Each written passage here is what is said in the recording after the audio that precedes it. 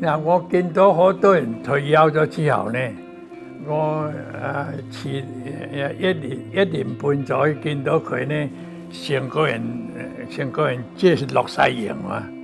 反而你有嘢做呢，你個精神仲好啲嘛，開心啲嘛？OK 啊！以我嚟講呢，我覺得行斜路上去呢，即係唔會話好似有啲人啊好濕氣啊，好咩辛苦啦。對我嚟講呢，斜路呢都冇問題。嗱，光線我可以同你調整嘅，所以你而家最緊要係睇你嘅表情。採訪當日咧，不斷有客人咧入嚟紀先生嘅攝影鋪揾佢影相喎。嗱，呢個時候咧，紀先生會拎起相機，好靈活咁走嚟走去，幫客人捕捉角度。嗱，仲會用電腦幫佢哋執相。